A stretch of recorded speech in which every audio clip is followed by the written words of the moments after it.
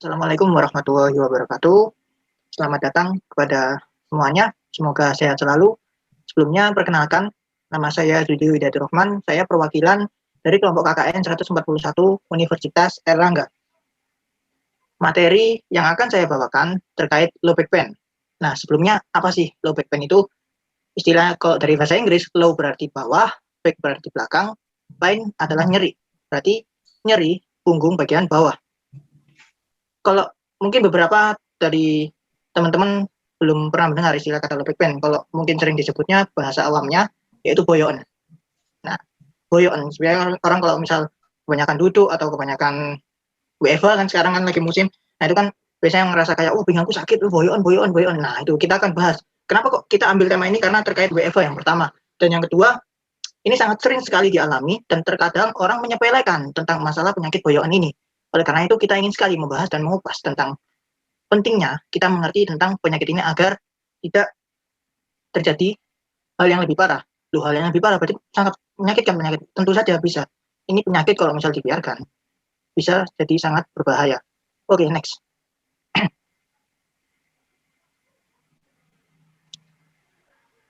Nah, untuk definisi,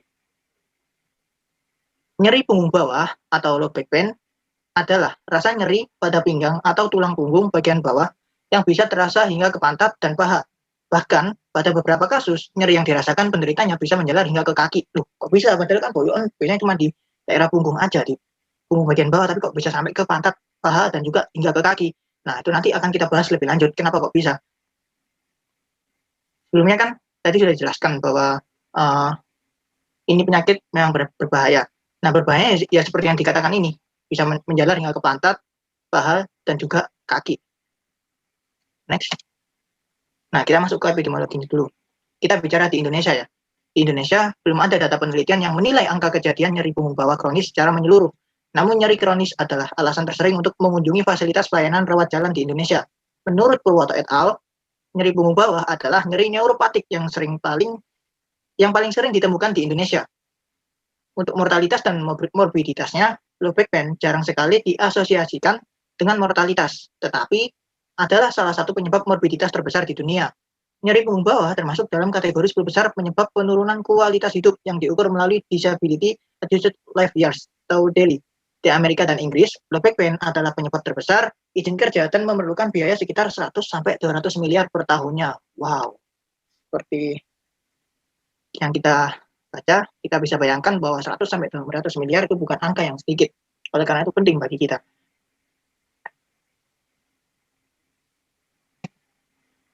Nah, masuk pada bagian struktur tubuh manusia bagian belakang. Seperti yang saya bilang tadi, kenapa kok bisa sampai menjalar ke paha, kaki, dan anggota bawah lainnya? Nah, karena di bagian tulang belakang, seperti gambar yang ada di sebelah kiri, di bagian tulang belakang, ini terdapat namanya saraf atau spinal nervus yang warna kuning ini, bisa dilihat. Ini yang menyebabkan penyakit itu bisa menjalar hingga sampai ke kaki.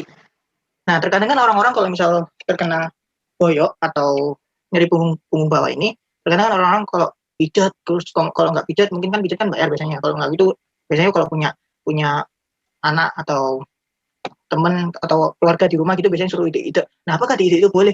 Saya sangat tidak menyarankan buat ide-ide. Karena kenapa? Ini yang namanya tulang belakang itu ada yang namanya diskus di daerah tengah yang berwarna biru. Ketika panjenengan ide punggungnya diide. Nah, yang namanya diskus ini pasti akan mencotot. Nah, ketika mencotot itu pasti akan menimbulkan rasa sakit yang sangat-sangat hebat. Lalu apakah itu bisa kembali lagi? Tidak bisa. Nah, itu akan menjadi permanen. Dan apa efeknya? Itu tadi akan nyeri berkepanjangan dan juga bisa menjalar sampai ke kaki. Oleh karena itu sangat tidak disarankan buat dilakukan ide-ide. Kalau mau pijat boleh, asalkan pijatnya juga tidak terlalu menekan, ya kan? Lalu ada juga yang namanya otot. Nah, ini kalau misal kita mau lakukan pijat, kita kan fokusnya ke otot.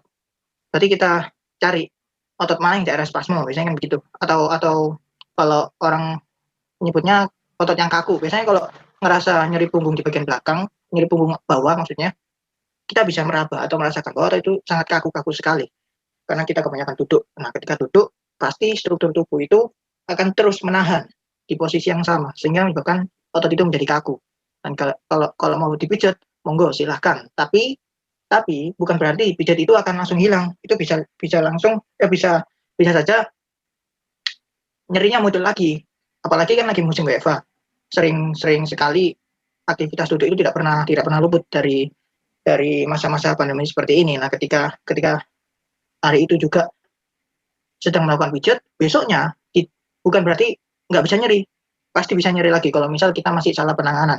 Oleh karena itu penting bagi kita untuk mengetahui batas-batas seberapa lama kita bisa beraktivitas yang tidak memberatkan punggung kita. Nah, tipe-tipe bad posture. Ini tertulis ada poor posture, good posture, sama poor posture. Kita lihat yang daerah poor posture dulu. Terdapat gambar seorang seperti membungkuk ke depan. Kalau kita perhatikan, sebenarnya gambar-gambar seperti ini itu sering kita jumpai di kehidupan kita. Hanya saja kita yang tidak memperhatikan. Ketika kita tahu bahwa orang itu bungkuk itu mungkin yang tidak, itu adalah tipe postur yang salah. Karena tipe postur yang benar itu manusia tersebut pasti tegak. Nah, kalau bungkuk ini berarti ada yang salah antara tulang. Kalau kita nyebutnya ke depan ini berarti kifosis. Terus bisa juga ke samping, lordosis. Bisa juga ke belakang. Atau maaf, yang ke samping skoliosis, yang ke belakang berarti lordosis. Nah, kita lihat di daerah head is forward, berarti maju. Berarti kepala itu maju ke depan. Yang backnya ini flat atau rata. Kita tahu bahwa ketika kepala itu maju ke depan, otomatis daerah-daerah sekitaran punggung itu pasti akan tertarik ototnya. Nah, ketika tertarik, otot itu akan merasakan sangat kaku sekali, dan itu bisa menyebabkan sakit kepala yang berkepanjangan. Bukan hanya nyeri daerah punggung saja atau belakang, itu mungkin bisa menyebabkan sakit kepala dan gampang capek, dan tidak enak sekali dibuat untuk duduk. Karena saya ingin tidur aja. Dan apa itu bahaya? Sangat-sangat berbahaya. Karena juga terkadang orang meremehkan bahwa forward head posture ini atau postur maju, kepala yang maju, itu kayak dianggap sepele dan orang tidak paham bahwa postur itu adalah postur yang salah kalau dibiarkan terlalu lama. Oleh karena itu harus bisa dirasakan. Kalau misal kita tahu kok gampang pusing, kita gampang capek ya, nah itu pasti ada yang salah pada bagian tubuh kita. Oke, next.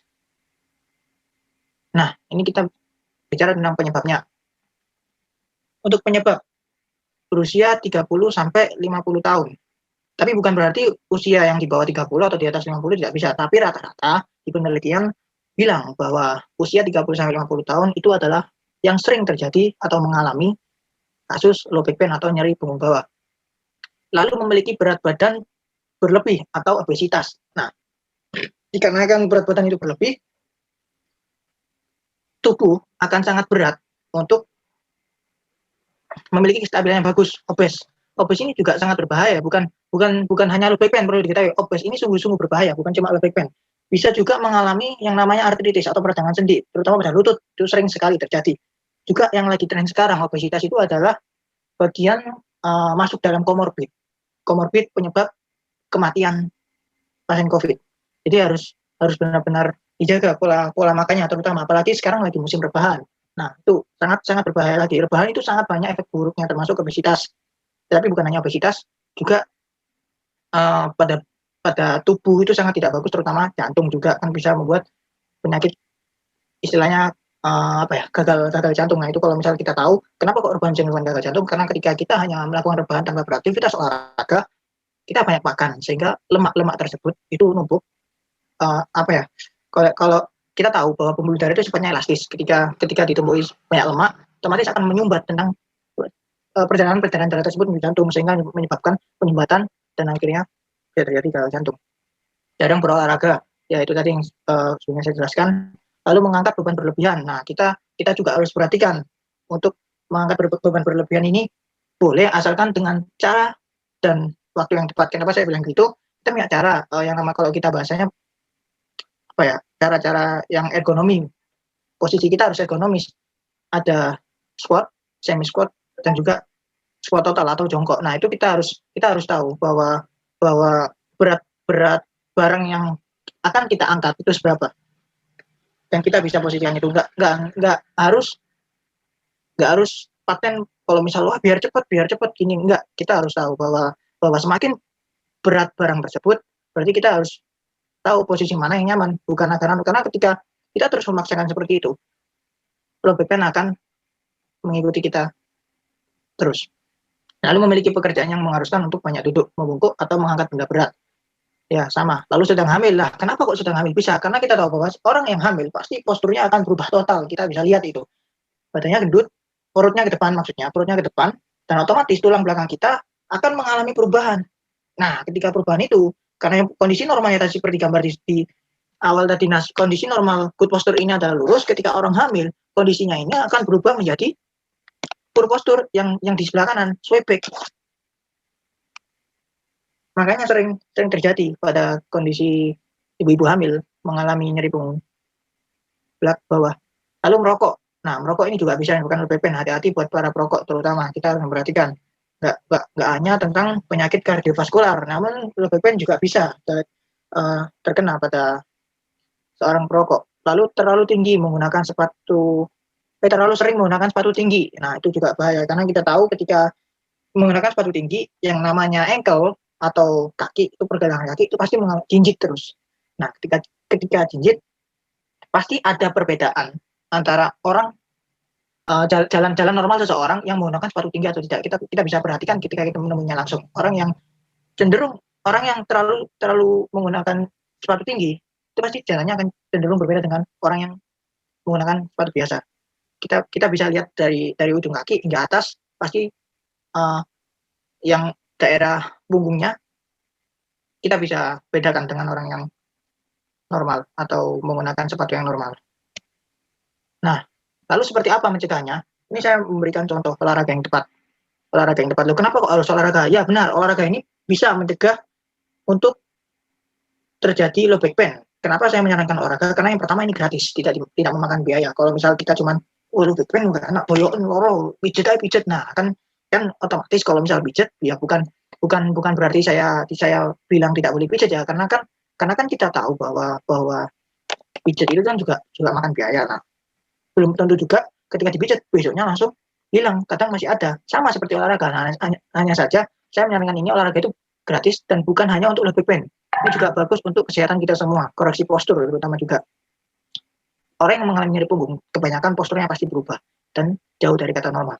Oleh karena itu olahraga ini sangat penting untuk kita, apalagi di masa pandemi. Caranya seperti ini. Yang pertama ada pelvic tilting. Gerakannya terlentang pada alas, lalu kedua lutut ditekuk, telapak kaki menumpu rata, tekanan punggung bawah pada alas, dan kontraksikan otot perut dan pantat. Tahan 5-10 detik, lalu rilekskan dan ulangi lagi. Gerakan kedua ada hamstring stretch, hamstring muscle. Otot hamstring itu terletak pada bagian paha belakang. Gerakannya terlentang pada alas, lutut ditekuk yang satu, kemudian salah satu tungkai diangkat dalam posisi lutut lurus, mengarah lurus ke atas, kedua tangan menopang pada bagian belakang paha, tahan 5-10 detik, kemudian rilekskan dan ulangi lagi. Lalu gerakan yang ketiga ada single knee to chest. Seperti gambar di samping. Kita tidur atau terlentang, kemudian kedua lutut ditekuk, dan satu lutut diangkat hingga menempel pada daerah perut atau abdomen. Daerah perut dengan seperti gambar di samping. Caranya sama, repetisinya sama, dosisnya sama 5-10 detik, kemudian ulangi. Untuk pengulangannya itu bisa 4 hingga 6 kali. Lalu gerakan kedua double knee to chest, sama seperti single knee to chest, hanya saja ini kedua lutut yang ditekuk ke arah perutnya, dan untuk pengulangannya sama. Lalu ada wall squat sama squat. Nah, mungkin yang squat ini banyak yang sudah tahu karena gerakan ini sangat umum sekali. Kita yang pertama lakukan wall squat dulu. Kenapa saya menyarankan wall squat dulu? Karena lebih ringan daripada squat. Kita memerlukan support dari wall atau dinding untuk melakukan gerakan ini. Caranya berdiri dengan punggung menempel pada dinding, tekan tumit, pantat, punggung, bahu, dan kepala ke arah dinding, semuanya menempel. Kemudian kedua kaki digeser ke depan, turunkan tubuh perlahan-lahan dengan menekuk lutut sampai kira-kira 90 derajat, dan punggung tetap menempel pada dinding. Kontraksikan otot-otot abdomen sehingga punggung bawah menjadi rata dengan dinding, tahan selama 5-10 detik. Lalu gerakan squat, berdiri dengan punggung lurus dan kedua tangan luruskan ke depan, kedua kaki jajar, perlahan jongkok dengan kedua lengan masih lurus ke depan. Pertahankan 5-10 detik.